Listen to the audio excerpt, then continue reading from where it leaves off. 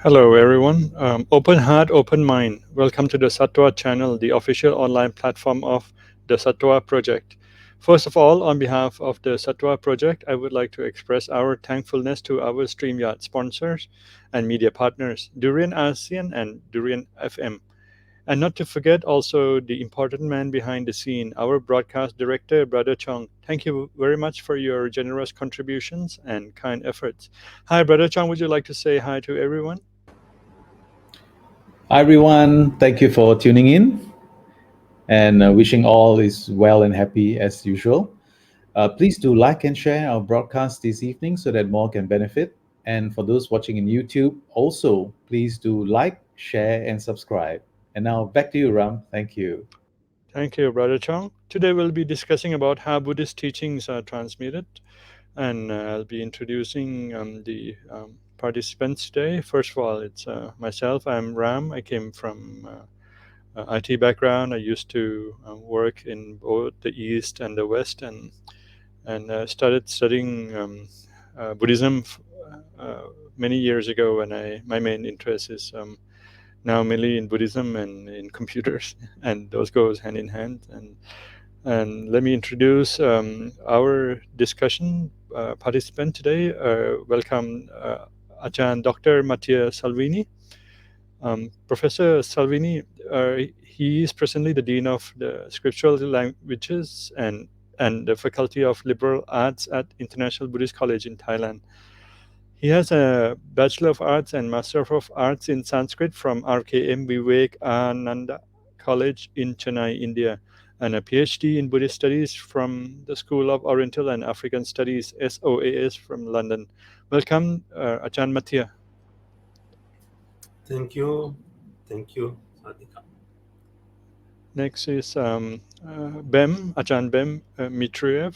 Bem Mitruev is a translator from the Tibetan language. From 1995 to 2005, Bem studied at the Central Institute of Higher Tibetan Studies in Varanasi, India, where he studied the Tibetan history, poetry, Buddhist philosophy, Tibetan language, Sanskrit, and Hindi. Bem received the degree of Acharya, Master of Buddhist Philosophy. He currently works as a translator for the Buddhist teachers who come to Russia to teach. Welcome, Ajahn Bem. Okay, how are you guys doing today? Thank you. Fine. Thank you. And you?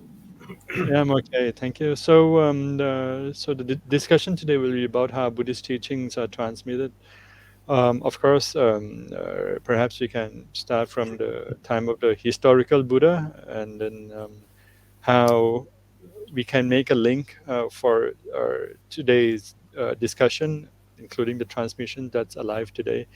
And when we discuss about Buddhist teachings, how do we make references to Buddha's words, and how can we sometimes, of course, there are no exact answers to some of the discussions we make that we are aware of, not exactly in the text, but what limits should we take when we extrapolate, interpolate, or draw conclusions, and how far we can go in general discussion in a public forum, in your opinion. That's maybe the first starting point I would like to ask both of you. Maybe I welcome Bem to give your view or perspective, or suggest other questions, or tune the questions accordingly. I mean, whatever you think is beneficial to the audience. Yes. Well, as far as I can understand, we're talking about the transmission of teachings. Am I right? The way the Buddha teachings were transmitted from previous times until nowadays, is it the question? I'm sorry, I couldn't quite grasp the pith of the question. Yes, that's one part, and also how, when we are having discussion like this, how far can we go in drawing our own conclusions in terms of interpolation and extrapolations, and draw our understanding. Because sometimes we can quote from some sutra, but sometimes we cannot exactly quote from some sutra. It's our interpretation, and how far can we go? By drawing conclusions, should we avoid them altogether, or should we just make every discussion should be exactly based on references, or are we allowed? I mean, is it encouraged or is it positive to draw some conclusions of our own by extrapolating, interpolating, and showing our interpretation? Or how far? I mean, where do we draw the line if there should be a line? You know, you're raising quite deep and quite complicated question. Why? Because when we talk about some sutra, when we talk about Buddhist teaching in general, we need to understand that there are different understandings, there are different interpretations of what is the Buddhist teaching. And whenever you talk about the sutra, be it sutra in Sanskrit or be it sutra in Pali, it's also necessary to understand that there are many different interpretations of the same sutras, of the same sutras and same passages from the sutras. And some people, for example, if you take Mahayana Buddhism, some people interpret this or that sutra like from the Madhyamaka point of view. Some people, some scholars, and talking about scholars, basically I'm saying now that some Indian previous scholars, Buddhist scholars, they took it to be some kind of explanation of Chittamatra Buddhism, Chittamatra school of the Buddhist view. So it's quite difficult to say who is right. And you see, in many cases, they rely on the same sutras, but they interpret them differently. They explain them differently. They take the meaning to mean completely different things. That's one of the difficult points. And the same happens to almost any aspect of the Buddha teaching. So it's a little bit difficult. But the question, as far as I understood, the question was, should we take these quotations, or should we take the quotes from the Buddha teaching whenever we would like to rely or demonstrate some meaning, to underline some statement? Am I right? Should we do that, or mainly focus on that, or are we free to interpret things the way we want, or should we base it on some great masters' commentaries as well? Take it as a formal reference as well. So. Well, Or I will tell you how they do in Tibet. In Tibet, there are two kinds of ways, two ways to do it. First is the way to follow the previous masters. And when I say previous masters, mainly I mean Indian masters. For example, if you take a sutra, on all the major sutras, there are commentaries written by famous Indian masters such as Vasubandhu or Asanga or Nagarjuna himself. And that's basically what we try to do. We try to understand meaning of the sutra relying on a commentary. And if it's not literal commentary of a text, we try to rely our understanding on a shastra written by one of the very famous or very important masters or scholars of philosophy, of Buddhist philosophy. And there is another way to do it. You can be innovative. So basically, you take a sutra and explain it or interpret it differently in a way that was not used before, in a way that nobody did before. For example, there is a so-called Shentong View in Tibet, emptiness of the other, and basically the term itself, Shentong, it doesn't have Sanskrit equivalent because it was coined in Tibet itself. And it's quite difficult to say was the idea of Shentong present in India, but I'm not talking about that now.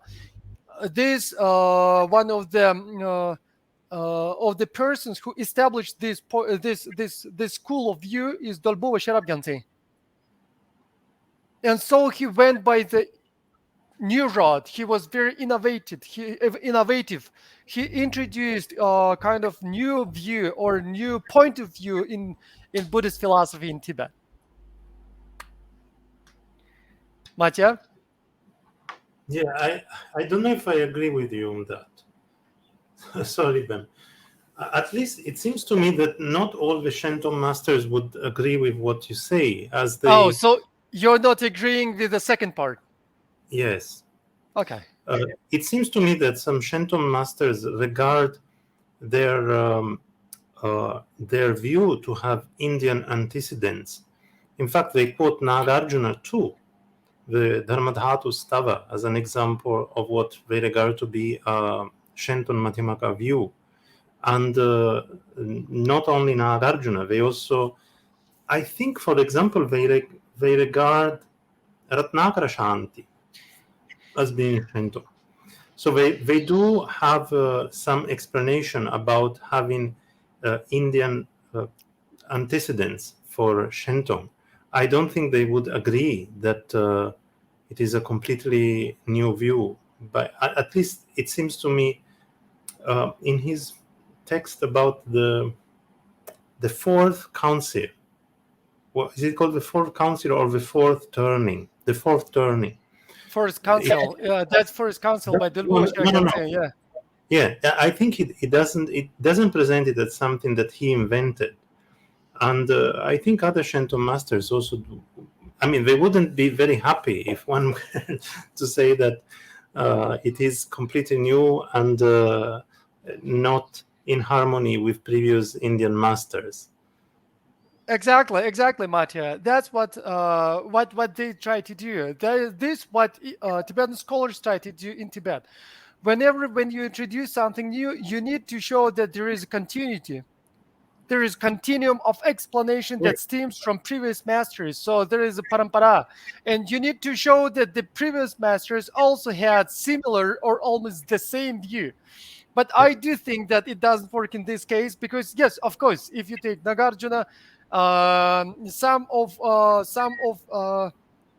of his sayings could be used as a basis, but also they could be interpreted in completely different way in No Shintong at all. First of all, secondly, of course, Dilbo Sherab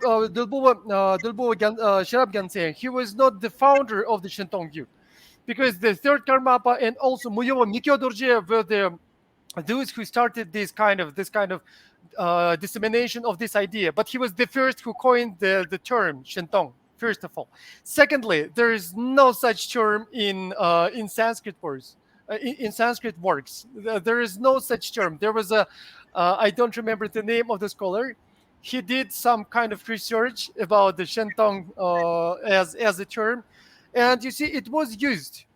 If you take some Sanskrit words, like something like that was used in the Sanskrit works, but not in the meaning it is presented in the works of Dilbo Sherab. No, I know, but the point I wanted to make is that you present it like that simply because you don't agree with Dolpopa's claim that there is continuity. But one could present the view of Chetson Kappa in the same way, and in fact, he was criticized for that.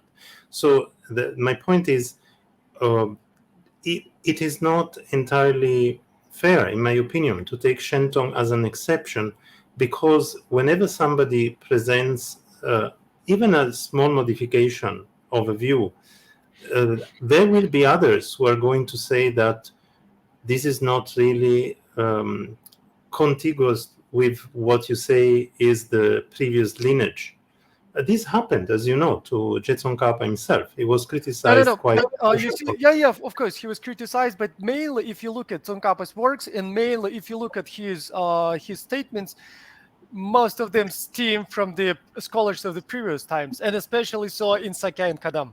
But that's not the point. What I'm talking about now, that this whole idea of the Shentong, probably it could be traced to some Indian commentaries. It's quite possible, maybe not the same way, not exactly in the same wording, but he was the first who introduced a new term, completely new, not supported by Indian commentaries term Shentong, and it is pith of his teaching. You see, that's what I'm talking about, and this is innovation. This was quite innovative, and he so to say, founded a new school of thought of Madhyamaka view, because generally Jonangpa, they rely on Kala Chakra. On Kala Chakra in their tantric practice and in their philosophical view. But even in the Kala Chakra, in Vimala Prabha, you cannot find the term Shentong. You can see the term like Shunya Bimba, empty form, like many other terms, but not Shentong. Yeah, that's true, but I don't think that is a huge issue. Frankly, I mean, there's a lot of terms which are introduced by scholars who feel that there is continuity, and nonetheless, we still don't single them out as being much more original than the Shentong view. So I don't know. I think it is a little bit exaggerated to just point at them as the... Mattia, I need to ask you a question. So do you want to say that Dolpo Shiraganse was not innovative? Is it your statement? Do you want to say that he was not innovative? I want to say he was not more innovative than many others. No. The question I'm asking now, was he innovative? Without any adjectives, was he innovative or he was not innovative? I'm actually not sure. I'm not sure. Because... so do you want to say that he was not innovative? I'm saying I'm not sure. I mean, innovative. So do you want to say that what he said, his philosophical view, is not something new that was not propagated by the previous scholars? And do you want to say that the term Shentong was not new to the Tibetan philosophy?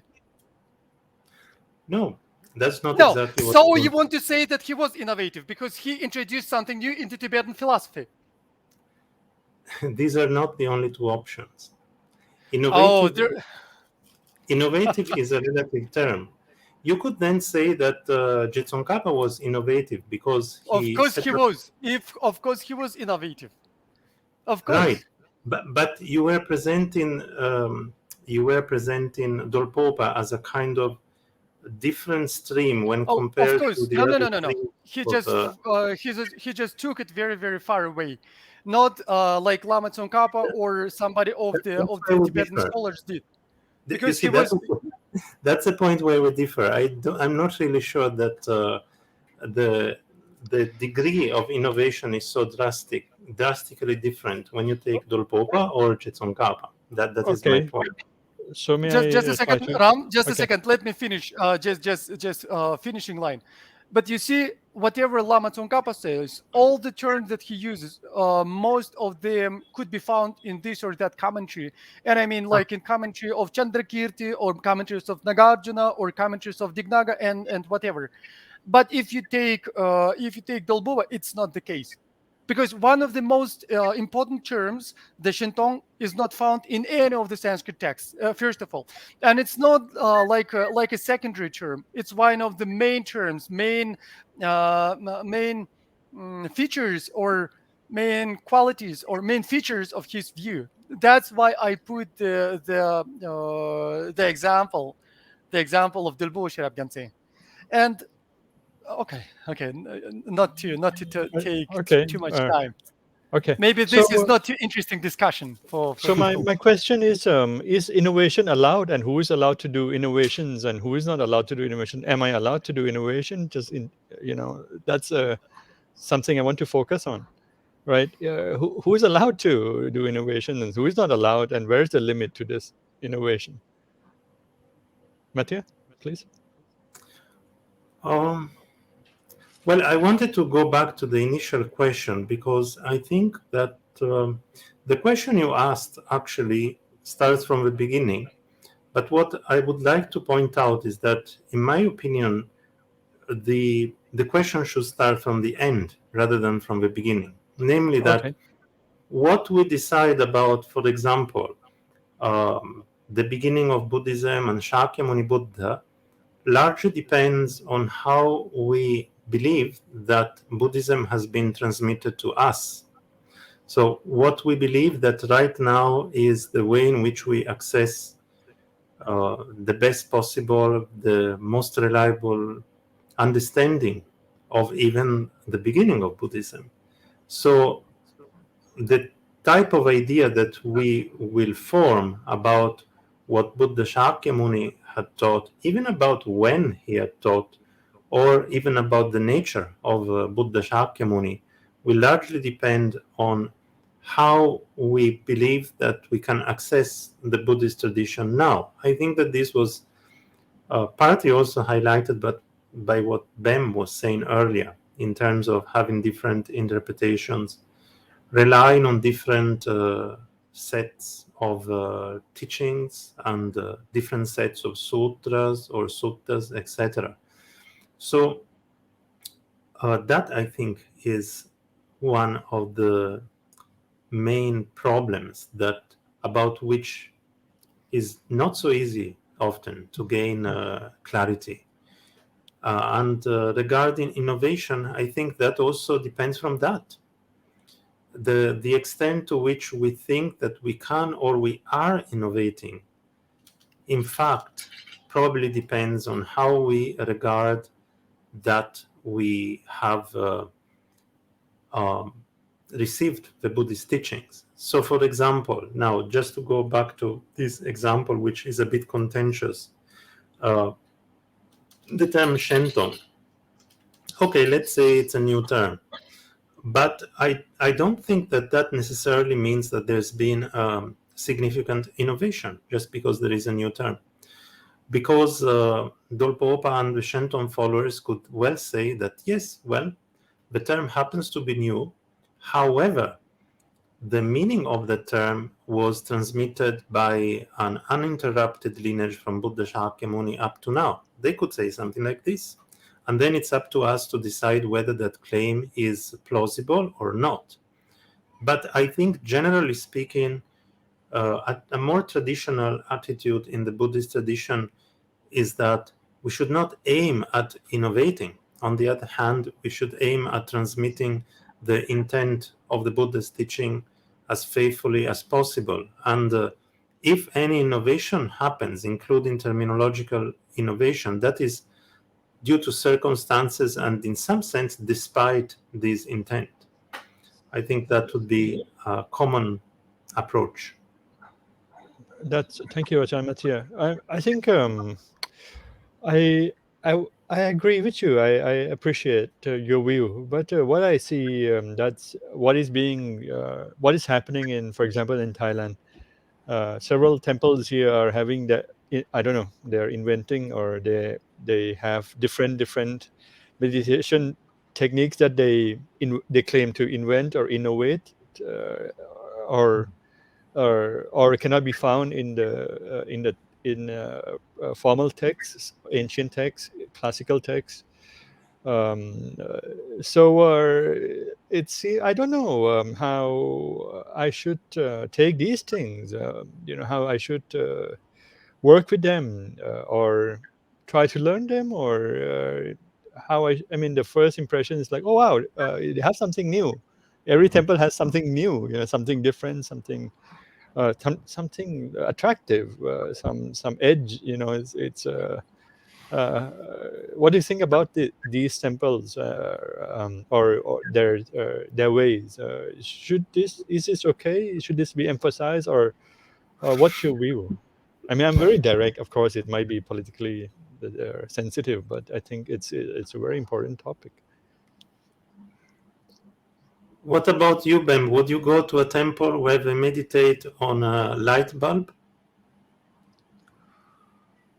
Well, you see, that's quite a difficult question. First of all, when we follow a tradition, it is supposed that this is correct and right tradition. That's why we follow a tradition. That's why we follow this in order to go by to follow a correct path. Otherwise, it would be no difference at all. Do we follow old tradition, new tradition, classical tradition, or some innovative tradition, whatever? Why it is so important in Buddhist tradition to follow an old tradition, correct, so to say, or true tradition? Because everybody want to obtain some kind of spiritual result. And in order to do it, you need to apply right means or true means, true ways of obtaining this or that result. And that's why in the Buddhist tradition, we try to follow the advice or teaching that were given by the great previous masters, and eventually, it is said that they were bestowed or given by the Buddha himself, because Buddha is supposed to be omniscient. Buddha is supposed to be all-knowing, and so he is faultless. He is true. He cannot give wrong advice. And whenever you find something that is different, that is kind of out of the fault of this tradition, many people would consider that kind of doubtful. And when you talk about meditation on a bulb, the first question that arises: did Buddha say something like that? Did Buddha say that you need to put an electric bulb and meditate on that? Did he? Even if you try to go deeper, for example, of course, they didn't have any electric bulbs at those times. But did he say that you need to meditate on a source of light? And if he says something like that, how do you do it? And basically, that's how we judge a tradition. If it falls into the some lineage or some tradition of explanation of Buddha word, then probably it's all right, it's correct, and then following these kind of practices, you can obtain some kind of fruit, some kind of spiritual result. But if it doesn't, then it's a subject for discussion. So, Mattia, what do you think about that? It's quite difficult because I have probably a kind of a very traditionalist view. I was very suspicious, for example, of any Buddhism that was taught in Italy when I was very young, and so I never went to anybody in Italy to learn Buddhism, and I just packed my stuff and went to India.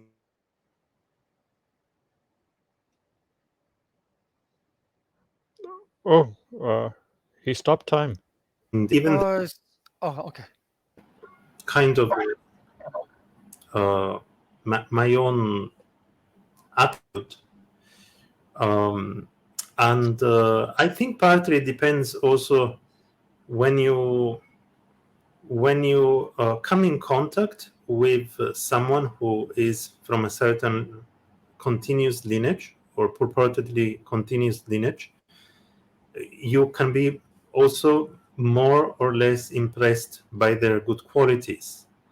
So there is also this paradox that there is something about what happens at the end. That's what I meant. When you actually meet the lineage or meet with the lineage, and you establish a certain very meaningful relationship with it. And paradoxically, that relationship that is happening right now is what might have an effect on how you regard the whole process of how the Buddhist tradition is transmitted. So, but that means that it's not so black and white. Sometimes there are certain gray areas which are quite difficult to explain. Like, for example, I know of someone in Thailand who is an abbot of a temple in Bangkok. She has her own meditation system that she devised on her own.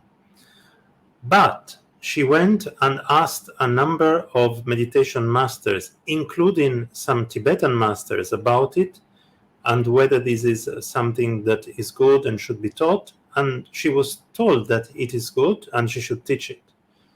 So you see what I mean? That there's these cases which are not so easy to understand. And the other example, of course, is even within the Tibetan tradition, there's the tradition of dharmas, there's the tradition of pure vision, And in some cases, this becomes contentious because certain masters will accept some of these texts which are transmitted in this manner. Some will not accept them. Some will accept some of the texts and not others. Even the tantras in general sometimes are transmitted in ways which are not exactly the same as one expects from transmission of sutras. Even some sutras themselves have stories of transmission which are quite complicated. Like, for example, the Avatamsaka, which is not taught to the ordinary human audience and is not taught during the second or third Dharma Chakra Pravartana, but before even the first. So it's a completely exceptional transmission even for that. So all of this makes the situation just a little bit complicated, I think, for somebody who has not yet established a clear relationship with a specific Buddhist lineage. So in our case, let's say we might have years of contact with the Buddhist tradition and also with specific lineages which also take good care of representing the continuity of a lineage clearly. Like this is a feature of a Tibetan tradition where it stands out, for example. It's not so much in other traditions. But for people who do not yet have that, I think the initial step is quite difficult. And one has to accept that there's going to be some ambiguity and some trial and error. Yes. From my own perspective, after listening to you, I think the path is clear in several lineages, until the end, or until nirvana or Buddhahood or full enlightenment. But it seems like there's a new way of thinking. Maybe it's based on science and innovation today, that people are encouraged to do innovation. So they even try to innovate the new paths and new methods and new shortcuts and things on their own, and they start writing books about these things. So I think that that's what's happening. Maybe it's the new world's mindset, which makes people neglect the classical ways of following a path until the end, all thoroughly, that's my opinion, of course. Would you agree with this? Like now we are encouraged to do innovation in the worldly way, while in Buddhist path the steps are pretty clear.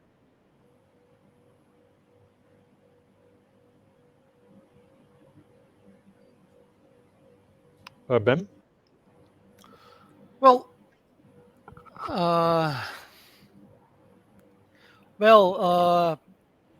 what Mattia said, it's quite true. It's quite difficult to call something to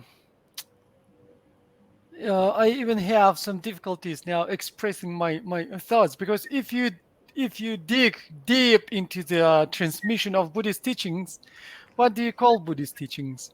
For example, if you take Tibetan Buddhism, what do we study in Tibetan Buddhism? We study texts. In what language? Tibetan language. What language they were translated from? Sanskrit or Prakrit, or in some cases Pali. And in some cases, the Tibetan canon consists also of Chinese translations. So some texts were translated from Sanskrit into Chinese and from Chinese into Tibetan. Okay, so in Tibetan tradition, we have two major lines, or two major continuums, two major continuities that we must uphold and keep. One is Agama Transmission. Agama Transmission means that somebody recites a text you would like to receive a transmission of. What it means, for example, if I take Avatamsaka Sutra, for example, you need somebody who has this transmission, who heard this transmission before from his teacher, needs to recite all of it, letter to letter, for a person who would like to receive this transmission. So it gives the continuity that you receive a complete text without lacunas, without some interruptions. So this is one way to make sure, to assure the completeness of the transmission that is transmitted. But now there is a question. So what kind of transmission do you receive? Do you receive it in Tibetan? Yes. But when it came from India, did it exist in Tibetan? No. So the text was brought to Tibet in Sanskrit. It was translated by a translator, and then the transmission started. Does it mean that Sanskrit transmission and Tibetan transmission are the same?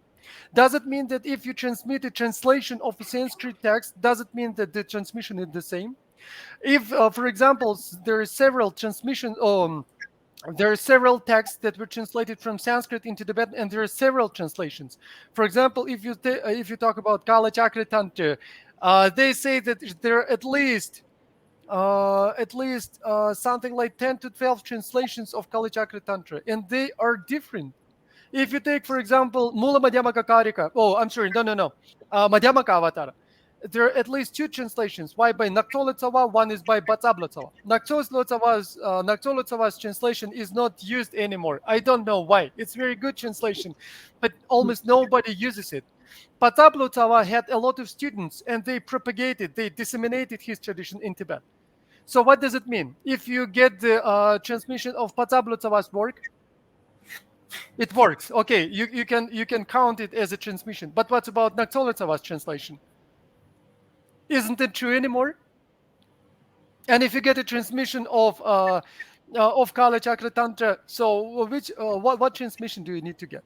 Even if we go back further, for example, the Sanskrit text itself. Do you remember Bodhisattvacharya Avatara? So even there is the story that when the author of that text, Shantideva, he was flying up in the sky. And before that, he answered many questions. One of the questions was, which text is reliable? You see, they asked the author himself, and he said that the Central Indian text, Central Indian edition or version of the text is the most true one, the closest to the original. So you see, it happened during even if we go even further, during the Buddha's time, the moment of the first council. So after Buddha passed away, Mahakashyapa and also Ananda and also Upale, they decided to make first council in order to collect all of the sutras, Abhidharma, and also Vinaya Pitaka, the three sets of the teachings. And they had question. When Buddha was explaining, when he was explaining Vinaya, he said something about the secondary, how do you say, offenses. So they asked Ananda, you were the closest student of the Buddha. And when Buddha was explaining the secondary offenses, what he called the secondary offenses. And he said, I'm sorry, I was busy. I couldn't ask Buddha about the secondary offenses. So the Sangha, they didn't know what were the secondary offenses. And nowadays, later they decided that whatever Buddha said, we will not remove it. We will follow everything that Buddha said in Vinaya. I mean, like we will keep all of the vows or all of the rules that were introduced by the Buddha himself. So you see, this question of interpretation, what is true, what is wrong, what is important, what is not important or less important, this question raised almost immediately after the Buddha himself, and even probably even during his time, probably it also was a very important question. That's why now I'm turning to the second part of my little monologue. That's why we try to study one school or one tradition first, in order to establish our view, in order to establish some kind of foundation in the ocean of Buddhist teachings. Because if you are drawing in the ocean of Dharma, you need some support, you need an island, you need something, a boat, or even a tree, in order to establish yourself, some kind of understanding. And then you have point of reference. Then you can can kind of try to find something that suits you. And that's why it's very important to follow a tradition, at least to some extent. And in Tibet, as I said, they talk about Agama transmission, and there is also commentarial transmission. What does it mean? It means there is some tradition of explanation or interpreting this or that text. And in the beginning, it would be good if you can follow this or that tradition. So you follow this tradition and you take this or that text or part of this or that text, maybe sutra, maybe something else. In this kind of interpretation, you understand it following this tradition. And later, when you have this understanding, when you have this foundation, you can move on. You can move on to study other traditions. You can, because you have some kind of grasp, some kind of understanding, some kind of picture, structure of Buddhist teaching in your mind. And I'm sorry. That's how basically probably it would be good to begin with. But of course, it doesn't mean that you need to follow all your life, just one tradition. Of course, it's not what I'm talking about. But it would be good to have a reference point, some kind of source, some kind of beginning of your spiritual journey in the Buddhist Dharma. Thank you. Ajahn Mattia, what's your view? But I think the problem that you were raising in the beginning was, okay, there's gray areas, but where do we know, how do we know that what is being said is not completely out of bounds? Right. And I think that actually Bem just answered it, in the sense that someone who is completely unaware of any traditional Buddhist training may have no way to really evaluate that, because you can get all sorts of views nowadays being brought up and depicted as Buddhist views, which many of which I would think are just not Buddhist views. But I think for a complete beginner, it is quite difficult. And the safe thing to do is what Bem was saying. Once you find a tradition that you have sufficient trust in, at least go some way into that tradition. Just start getting a hold of the basic ideas, the basic structure, I don't know how to put it, of the Dharma. And then you start having some way to discern that, okay, this does look Buddhist, no, this doesn't look Buddhist, this is just an eloquent person talking, but this is not really connected to Buddhism. It is not possible to have any kind of sense of direction without going through what Bem has described. Now, the difficulty is, how do you have that initial contact? How do you establish that initial relationship? And regarding that, I think it's not a matter, it's not even a very intellectual matter, but it's mostly a question of intention. This, I really believe, that if somebody develops a very strong and honest intention, then the chances of meeting pure source for the Buddhist tradition are very high. So that, I think, would be a reasonable way to go. At least that's what I would do. Thank you, Ajahn Mattia. So can I say that every lineage is complete in its own?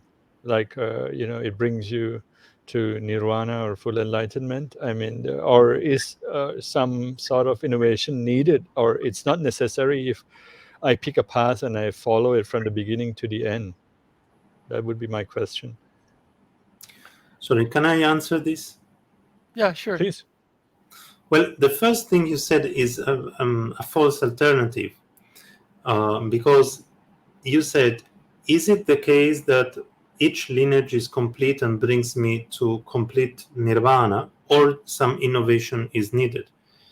Well, those are not really two alternatives, in the sense that if one lineage, let's say one lineage is not complete, let's imagine. I'll just offer actually an example which exists, I think, within the tradition.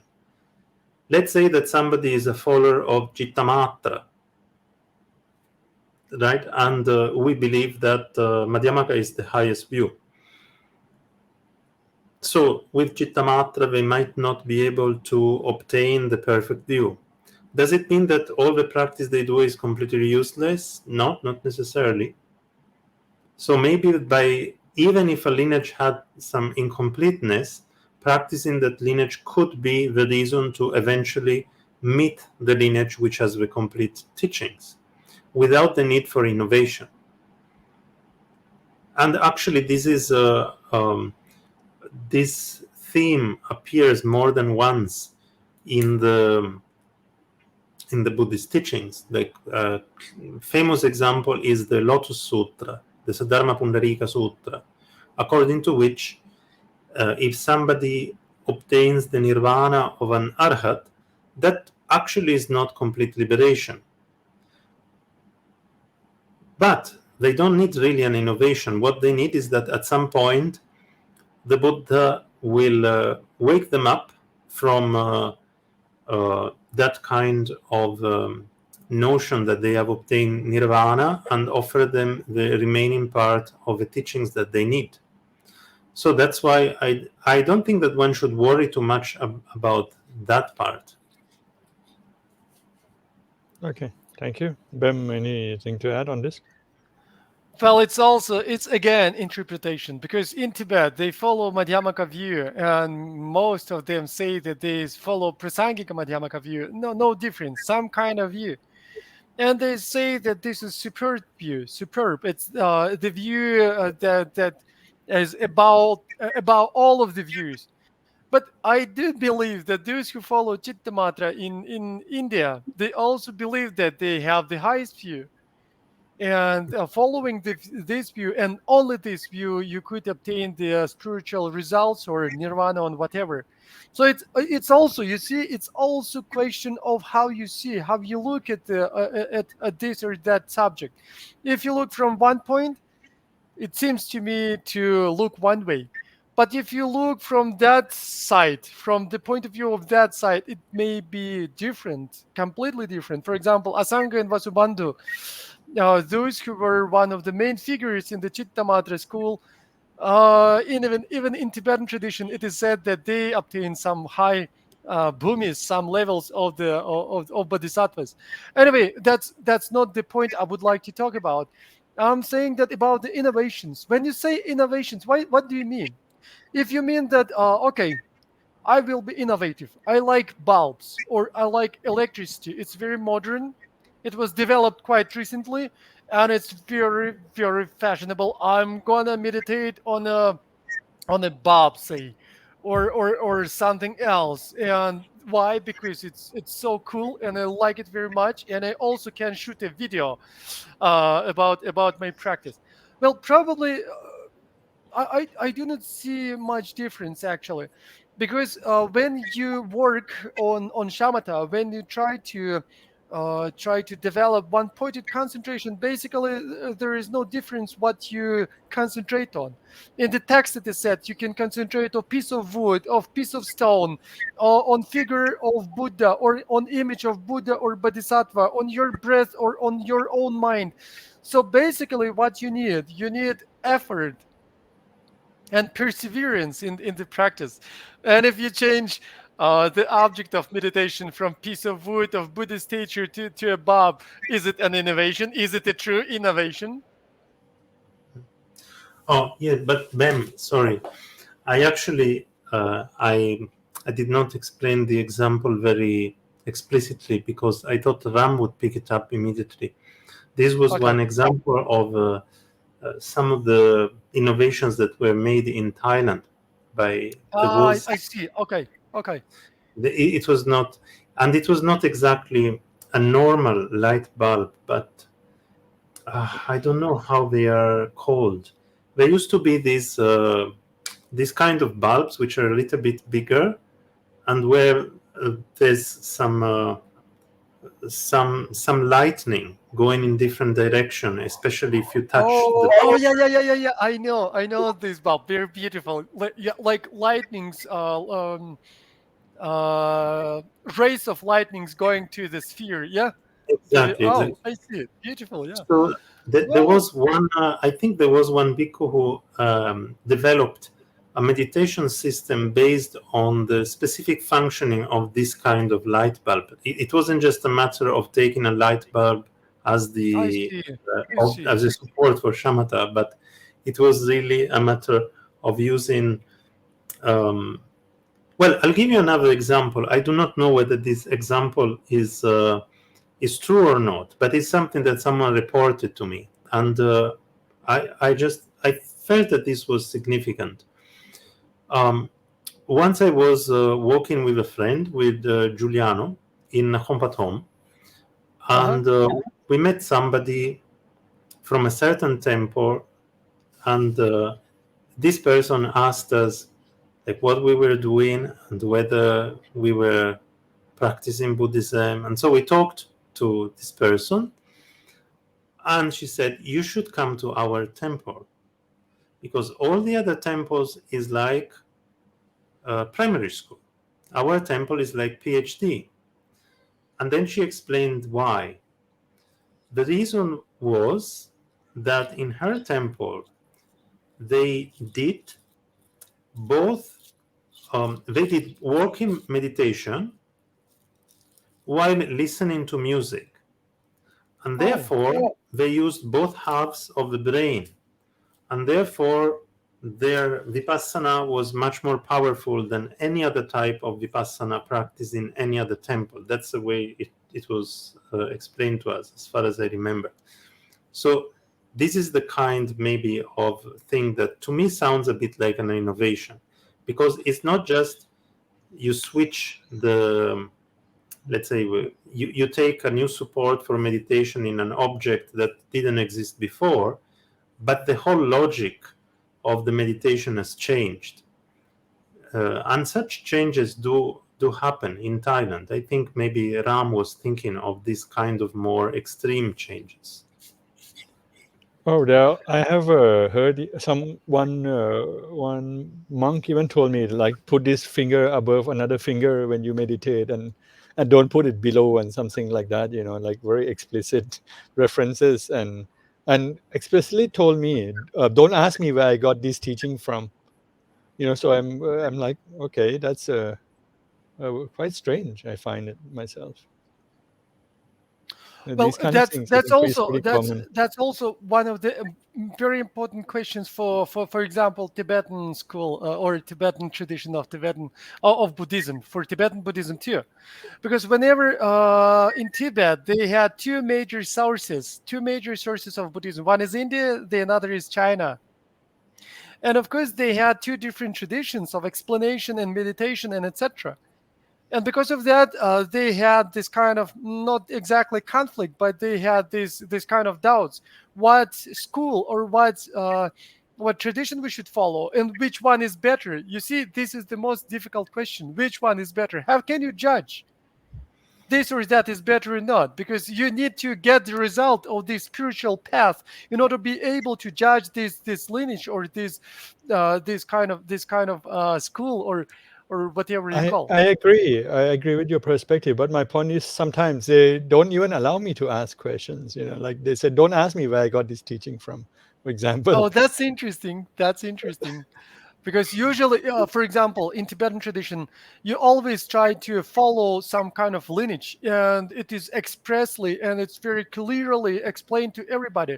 So to establish the validity of your school, validity of your view or your tradition. And that's why they follow all of the lineage of the masters of previous time from your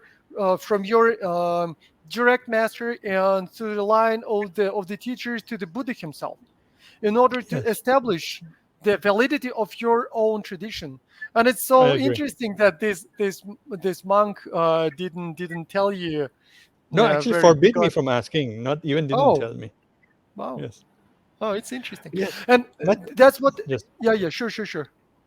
No, That's please continue. I'm going to jump back a that's little what bit. that's what I was saying, because in Tibet they also had to judge what's right, what's wrong, which tradition is good, which tradition is not so good, and etc. And so they had some kind of basic criteria about the tradition, even if it's completely new, previously unknown, telling something new. It must follow the meaning and spirit of Buddhist teaching.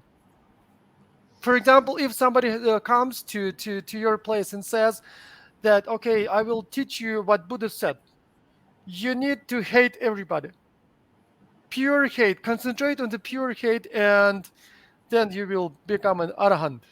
Well, probably, of course, it could be also some skillful method for a person to obtain Buddhahood, but I have some doubts about that, and most probably it is in indirect. Uh, mm, so in direct contradiction with the word and spirit of with the meaning and the spirit of the Buddha teachings. Yes. So probably it would be better try to judge, because in some innovations, look what I want to say. There are different people with different inclinations and different capacities. And if you change something, if you bring something new for the people in order to be more comfortable and more speedily or faster to obtain a result, then I think it's not so important. For example, in Tibet, they say that you need special kind of seat for meditation so that you feel yourself comfortable, but at the same time that you do not fall asleep. But nowadays in the West, you can see some different kinds of seats for the meditations. I mean, like made of wood or made or some cushions and etc. I think this kind of innovation is not too important. If you feel yourself comfortable, if it helps your meditation, then you can meditate on on a stool, on a chair, on any support. No difference at all, and like something like that. Yes. I Okay. think. So my Mhm. question is, when we are, for example, having discussion like this, right? I mean, I think both of you did draw some backup information from from formal texts and transmissions, or classical texts, and like you said, in Tibet, and some great masters, and in Tibetan tradition, and also.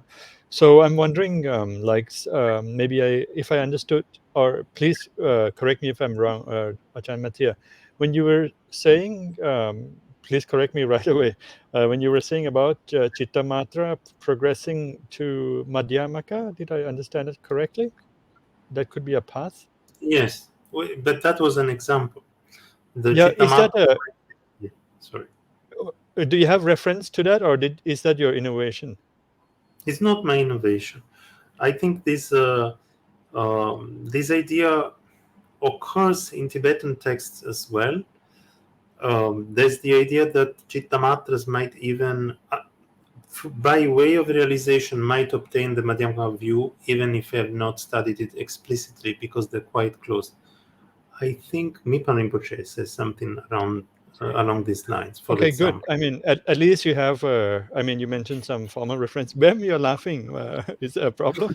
Well, because Tibetan tradition says that all of the philosophical school of Buddhism are like stepstones in order to come to the final and the supreme school of Madhyamaka. So first you start with the Vaibhashika, then you move on to Sautrantika, then you move on to Chittamatra, and then from Chittamatra you move on to the Madhyamaka. And even in Madhyamaka, there is Svatantrika Madhyamaka, there is Prasangika Madhyamaka. But if you think about that, Madhyamaka appeared much earlier than Chittamatra, and Chittamatra appeared like 400 years after for example, after Nagarjuna. So if you took from this point of view, what does it mean? Does it mean that for 400 years people who studied Madhyamaka miss some steps now? Yeah, It's that's kind of also funny. It's also, yeah. I do think that this kind of explanation is also some kind of innovation. It was introduced by the Indian or Tibetan scholars in order to make a system. I do think that there is no need to study Chittamatra as a preparation for the Madhyamaka view. You could study Madhyamaka view from the very beginning, but it's nice system, and people quite often like to make structures, make beautiful structures and systems. So Well, Yeah. Bhaviveka would agree with you somewhat very emphatically. You remember he has something to say about it actually in the Madhyamaka Hridaya. But maybe they are not just referring to yoga achara as a whole system, as expanded upon by Asanga through the works of Maitreya, etc. They might mean also the yoga achara as a view which can be obtained even without maybe going through the system, just from some sutras, for example. So they could have that in mind as well.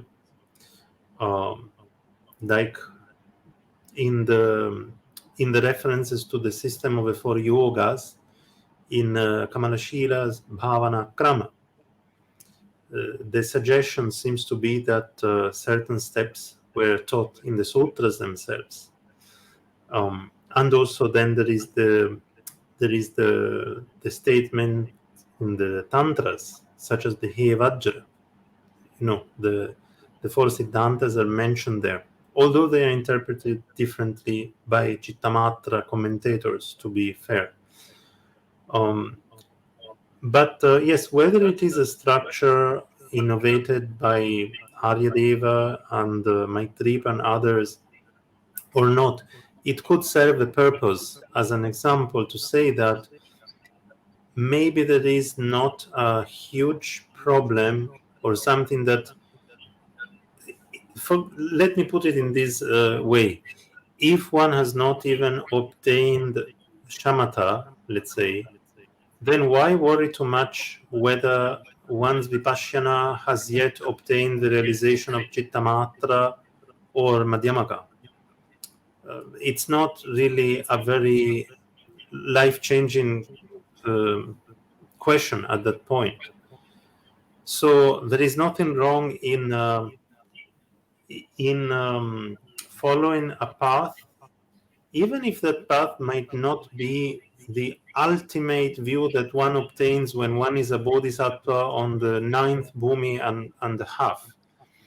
It's not a realistic worry, in my opinion, because I think that if indeed it happens not to be the complete view, it should be the case that automatically at that point one will get access to whatever is the complete view. So I don't think that is a very great worry. The worry, I think, is more in respect to how does one make the first connection a genuine connection. That, I think, is really the difficult step.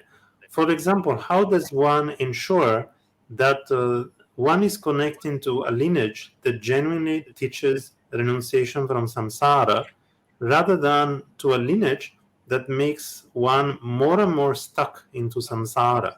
That, I think, is a much more worrisome concern.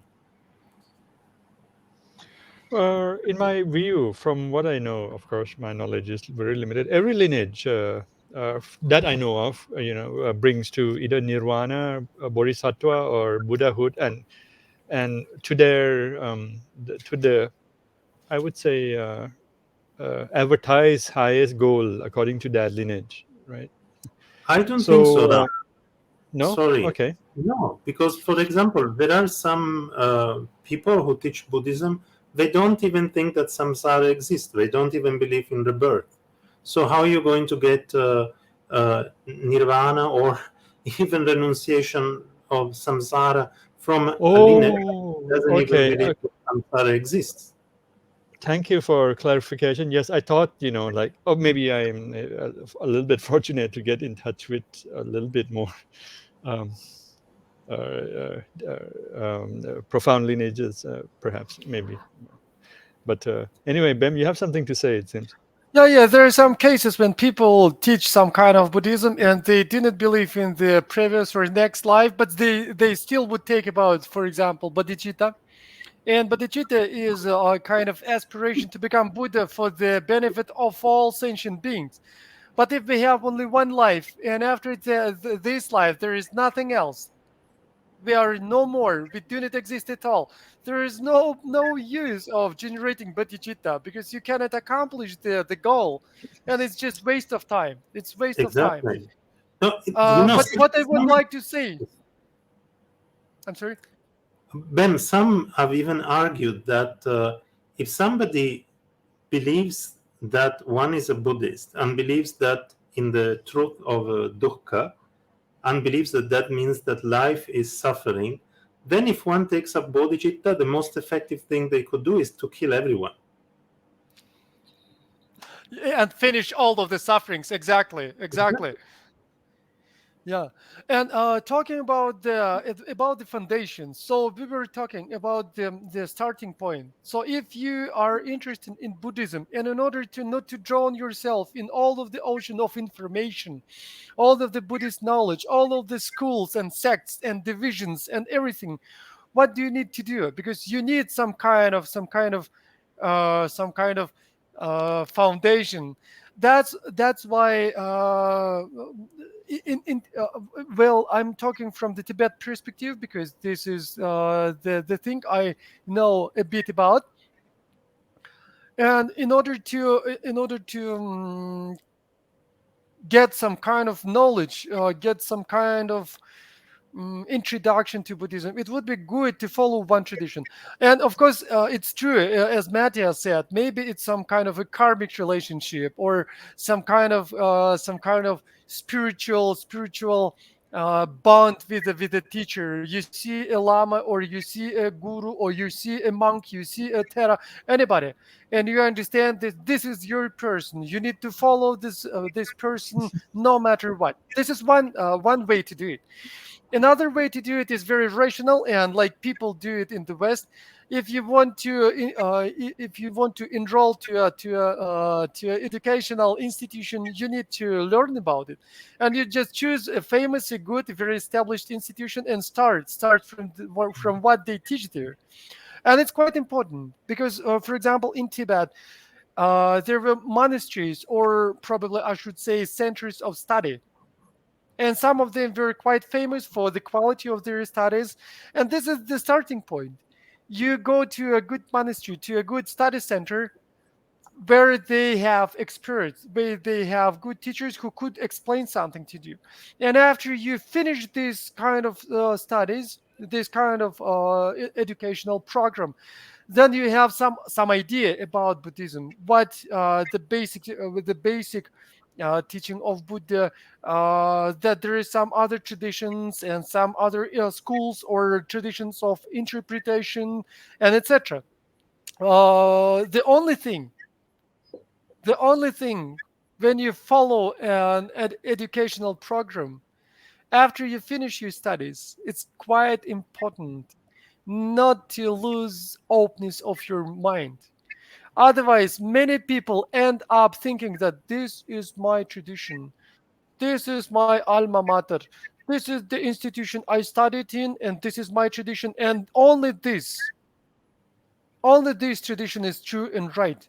All of the other traditions and institutions and study centers are purely heretics. They are uh, entertaining wrong views about the Buddha Dharma, about the profound view, and etc. This is one of the mistakes, of course. But So, so, that, so you're yeah, saying just keep an open mind, right? Regardless. of course. Otherwise, you become just very, very hard on all of the traditions. And Yeah. it happens quite often with people. People think that what they follow is the right path and the truest of all of the possible paths. I I And what agree. others do is completely wrong. I agree. I tend to do that, and I try to remind myself not to do it. I think one of the things you mentioned, but we cannot discuss about it, is like karmic connection and karma. And I don't think we can go that far to to dig into that. But anyway, we have some questions from the audience, so I hope you guys won't mind. We will slowly, go into that phase of answering questions. So let's go to the first question from Atan Giuliano, our friend. Questions for both the speakers. If a so-called incomplete lineage might be a right and necessary path for those who follow it, like Chittamatra from the Madhyamaka perspective, would this apply to someone who is following a totally different path, like a monotheistic religion, or one who is a Charvaka? Okay, who would like to answer? Mattia? Okay, well, yes, I would say yes, especially in the first case. The Charvaka is a little bit more complicated. Although there is, for example, Kebjen Dunjun Rinpoche explains that sometimes there are some good features in the people who are thoughtful Charvakas. So it depends also which kind of Charvaka. There's some who can be very thoughtful, and that can also be a door to eventually enter into right view.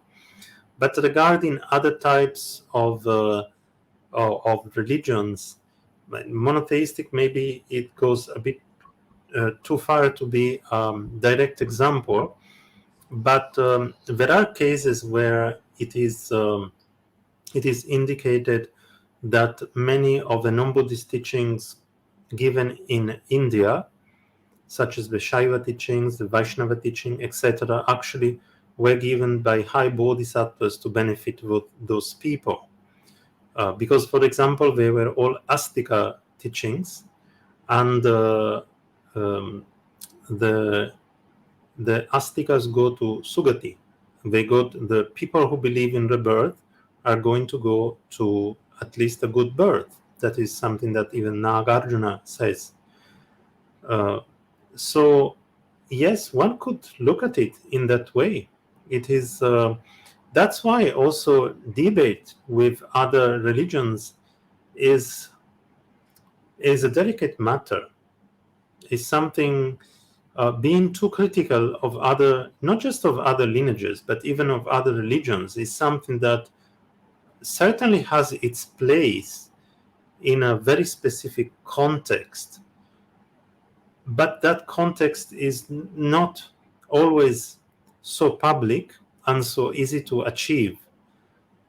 So it is not, I think it is a reasonable perspective to look at it in that way, that there could be something positive even in other paths which are non-Buddhist. And if the people, if it is true that the Buddhist path is the one which eventually allows for liberation and omniscience, if those people practice those paths very well, then eventually they might meet the Buddhist path. And so there must be something positive about those as well. I think this to me seems like reasonable and good way to relate to other positions, even non-Buddhist ones. But Bem raised his finger, I saw. No. I didn't raise my finger. No. I didn't have objections. I have just a thought. Because now we're talking from the Buddhist point of view, and we think that eventually you can meditate and practice Buddhism, and then you become a Buddha, and etc., etc., etc. But the other religions, they say that you need to follow this or that system of this or that religion, and eventually you get to the heaven or whatever. But if that's what I was talking about. If you look from the point of view of Buddhism, yes, this is like Mattia explained. But if we are, like, as a Buddhists, as a class, as a category of people are wrong, and the ideas that we follow are wrong, then we are on the wrong way, and maybe we will end up in a not too pleasant place that is described in a different religion. Who knows? But if you talk purely from the Buddhist point of view, yes, of course. Many different teachers said so, that different religions are like different medicine for different ailments, different sicknesses, or different diseases. And for example, if it doesn't suit or help a person, then Buddhism maybe is not the way, or not the religion to follow for this or that person. And as Dalai Lama says, most of the religions, at least of those that are known to us, teach some kind of mm, good conduct to the fellow person, fellow people who live near you, and most of them teach about um, uh, love and compassion and etc. So probably, yeah, probably it could. Even if you're not going to practice Buddhism in the future, still I do think from the Buddhist point of view, of course, I'm talking now purely from the Buddhist point of view, it still brings benefit. I do think that if you follow, for example, Christianity faithfully, and follow the spirit of any religion, like, for example, like Christianity, of course, I think it will bring some help, and it if it makes you a good person, I think it's quite enough. Well, maybe I'm going to. in future, I meant like maybe after one kalpa or 3 or 4 kalpas, not necessarily in this lifetime. Is that your opinion or from a textual reference? Yeah, okay. If you don't have to answer that, it's okay. It's just a rhetorical question. But I wanted to point out to one text which is quite interesting in this respect, the Lankavatara Sutra, where it is said that the Buddha in this Sahaloka Dhatu is known by a number of different names, including Rama, including Vyasa, including Kapila, including Brahma, Vishnu, and Ishvara, etc., etc., by people who are Bala, who are immature, and they don't recognize that these are all names for the Buddha. So one of the points that I think one has to consider also, maybe as a Mahayana Buddhist at least, is that many of the features of the environment where we are somewhat connected to the activities of Buddha Shakyamuni. And in that sense also one can reflect on the good sides of traditions other than the Buddhist, because they're still appearing within the Sahaloka Dhatu, this world sphere, which was the result of the purification of the Buddha field of Buddha Shakyamuni and of his activities once he became Buddha. So I think this is also one perspective that one can adopt. Thank you. Of course, this is a Buddhist perspective, but yes. Thank you, Ajahn Mattia. So maybe we can, I hope, Ajahn Giuliano, I hope we have answered your question. We'll move to the next question from the audience. Are Vipassana meditation retreats popular in many parts of the world today? Those Vipassana retreats, those are popular in many parts of the world today. Are they considered a kind of innovation? I think this is referring to the 10 days Vipassana of Goenka. SN Goenka. Okay. Yeah. Yes, Bem, maybe you can take it. Well, I wanted to add a little bit to the last question, to the answer of Mattia. And it's very funny because, yes, of course, Buddhas and Bodhisattvas could emanate different forms in order to help sentient beings, like teachers of the non-Buddhist philosophical or religious schools and etc. But it's also interesting to look from the non-Buddhist side of view, from non-Buddhist perspective, because they said many of the non-Buddhist followers, in India, they say that Buddha was the if I'm not mistaken, avatar of Vishnu. Ninth avatar, or ninth out of 10 avatars of Vishnu. So it's also a point of view of some people in this world. And answering your question about the Vipassana. Actually, what about you, Ram? Do you have any experience of these going at 10 days courses of Vipassana? No, What no. about you, Mattia? Do you have any experience? Only friends who told me, who went to the 10 days and then told me about it, but I have not personally gone to any. I see. I did twice. 10 days courses of Goenka meditation, and I must say that I liked it. In many regards, I would say that it's quite traditional. And of course, there are some differences from what I read in the text in the Tibetan tradition. But this could be just a difference in traditions, because basically it is based on the Pali tradition, Burmese tradition of Buddhism and meditation. But it seems to me it's quite beneficial, and I wouldn't say that it's some kind of major innovation, because shamatha and vipassana are taught in all of the Buddhist tradition, as far as I know. But Okay. the question was whether they are popular. No, sorry. no. It's Then you- considered a kind of innovation. I think that's the main point. The way they join the shamatha and vipassana is a bit different. Probably it could be called innovative, because basically it is said that first you need to obtain shamatha, and basing yourself on the shamatha, you need to go on and practice vipassana. But well, I think that for different people with different capacities and inclinations, you could do it in a different order and a little bit in a different manner. I didn't think that it's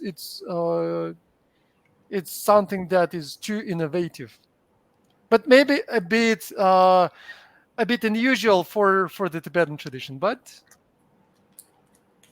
Okay, thank you. I think since you're the one with experience in this field, I think we have the best answers here.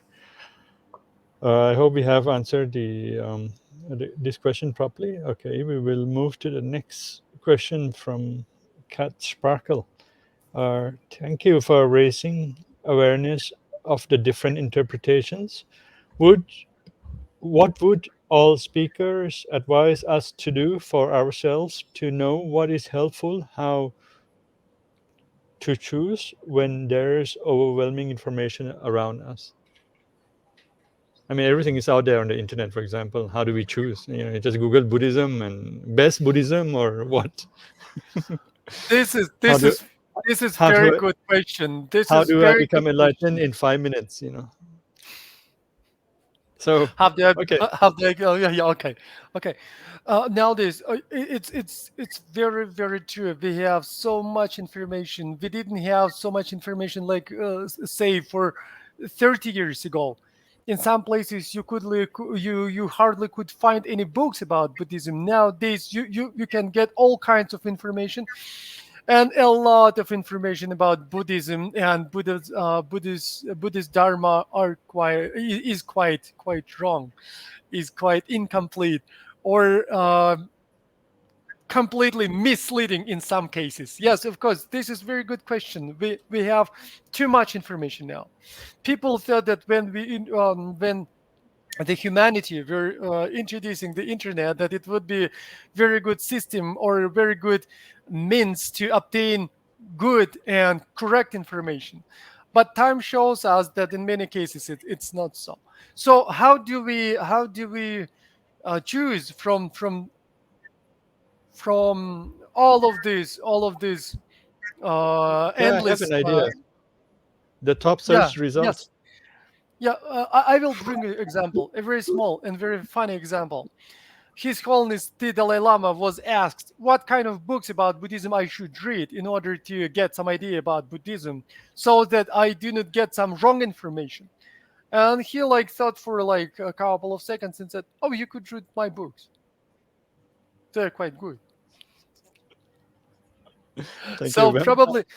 probably you could start. Of course, you could start with the books written by some authorities, by people who are known for the quality of their works and books.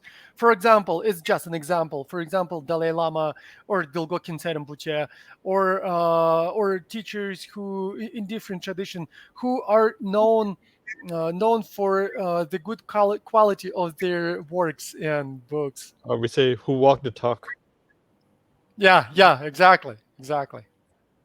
right? Ajahn Mattia, please. Yeah, I think I would like to repeat the point I made earlier. Intention.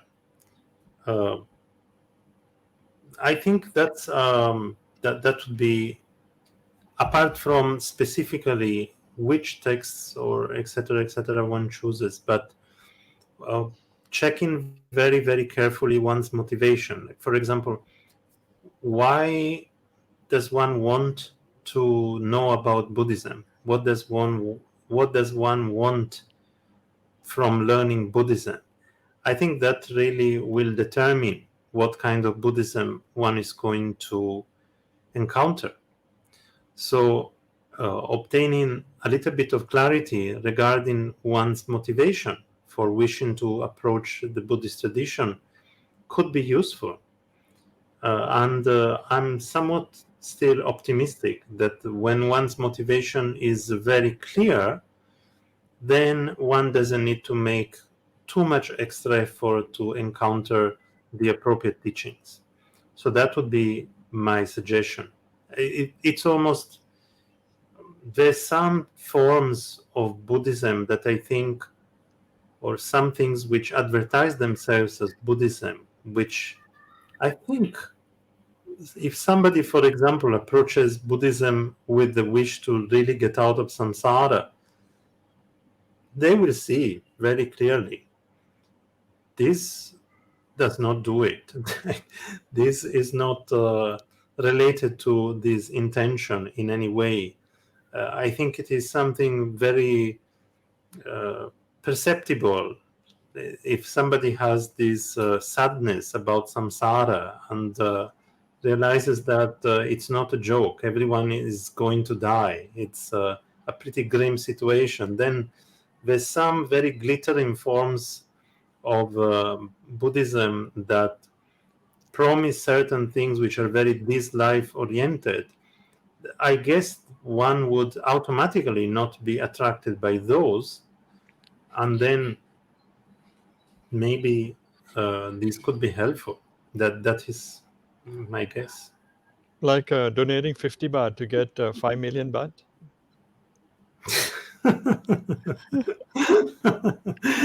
Yeah. Although Okay. one could do that for a different purpose. Yes, it's still good to make donations anyway. Yeah.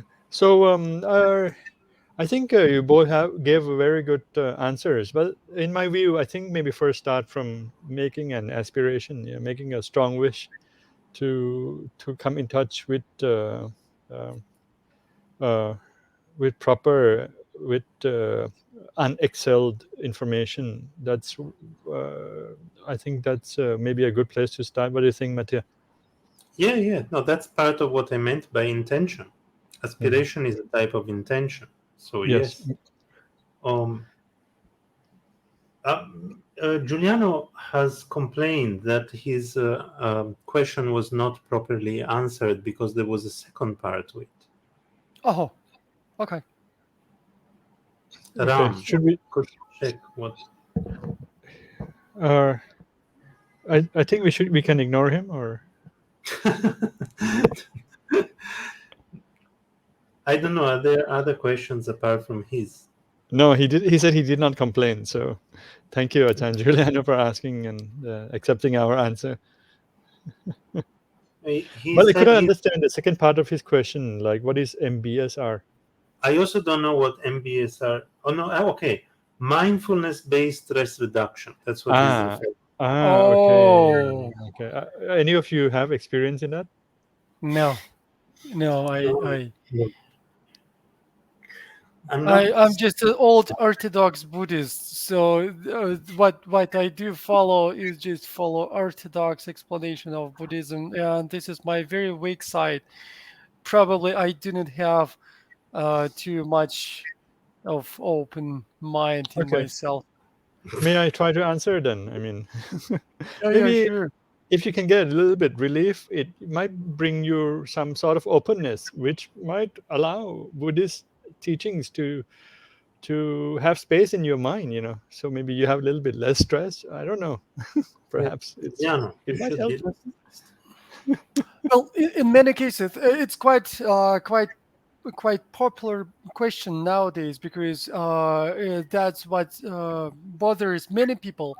For example, if you use some Buddhist methods, for example, if you use Buddhist meditation, some Buddhist concentration, some kind of training in samadhi, doesn't mean that this practice or this spiritual way will lead you to the Buddhahood. You see, this is in many cases it's like you have Buddhism, and when I say Buddhism, it's any taken tradition, and you have some kind of modern movements or modern traditions that they teach some aspects of the Buddhist teaching, but they also bring something from the modern science or psychology.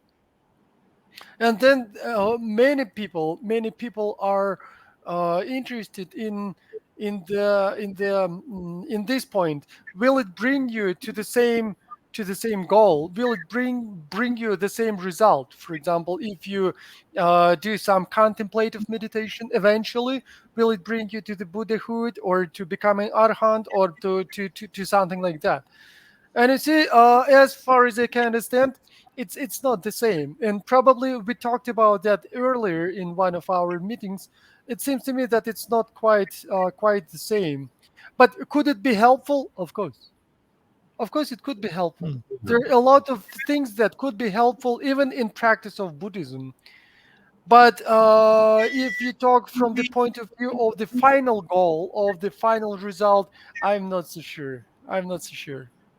Yeah, it came to my mind that I can offer an example of that because I do have an experience with that. Oh, And I think to me it does show what it can do. Like at least I can say what it did to me. I can say that I dislike the whole idea because it sounds very clinical. There's lots of reasons why I'm not really a big fan of that. And also, I think stress sometimes could be good, depending from the context. But apart from that, I can say that the first time I encountered any form of formal meditation was, in fact, through that, by chance, when I was 12.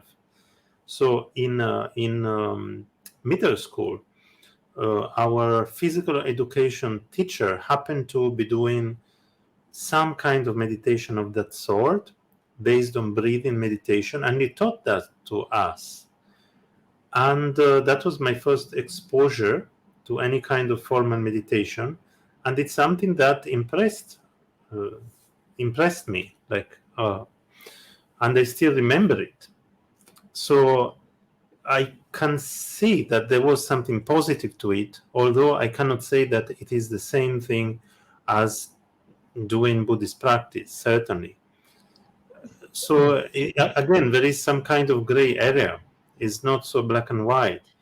Although I dislike the whole idea, I have to admit that in some cases, for some people, that might be the first contact they have, even with the imagining meditation, because they would be so closed to anything that even vaguely resembles something religious that they would not ever approach it.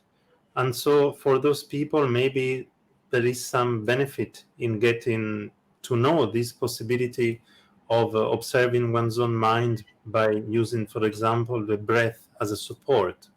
Just the existence of that possibility might be something very positive and different from what they have had access to up to that point. So in that sense, who knows? Maybe for some people that's useful. Maybe for some people falling from a horse is useful. I've fallen from a horse twice, and I guess it was useful for me. Actually, 3 times. So we don't know what is going to help us. Thank you. I hope you're okay. Please try not to fall again. It's not fun. Thank you. I think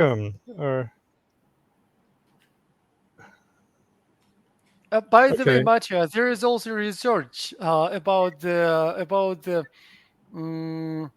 meditation, and it says that it actually hurts people. Yeah, It I could, saw it.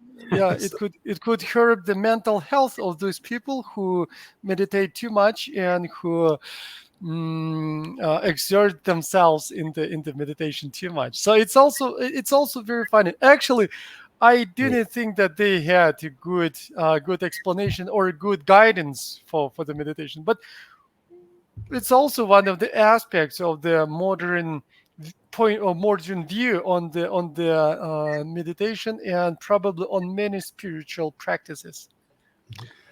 Okay. On that note, thank you, Ajahn Giuliano. You have given some good reflections on our program today, I believe. So on that note, I think we have to conclude here. I'll make a brief announcement about the upcoming events, and then we will do dedication. So Noble Tara series on impermanence and the certainty of change. This is going to be the first part, by Venerable Tenzin Dazel, Sister Nivedita, and Sister Kat, and moderator will be Sister Stacy. It will be on 2nd of October, which is a Sunday. So KL time, 8 p.m. GMT +8. And now we will go to the conclusion, the dedication part before we finish the program today. So may I ask Ajahn Mattia to chant a brief dedication in Sanskrit, please. Yadavaptam maya punyam stutva tvam stutibhajanam nimitta bandhana petam bhuyatena akhilam jagat. Oh, whichever merit I have obtained by praising you, who are worthy of praise, may by that the whole world be free from the bondage of signs, not science, signs. Thank you, Ajahn Mattia. Bem, please, maybe in Tibetan. Yeah, sure. Thank you.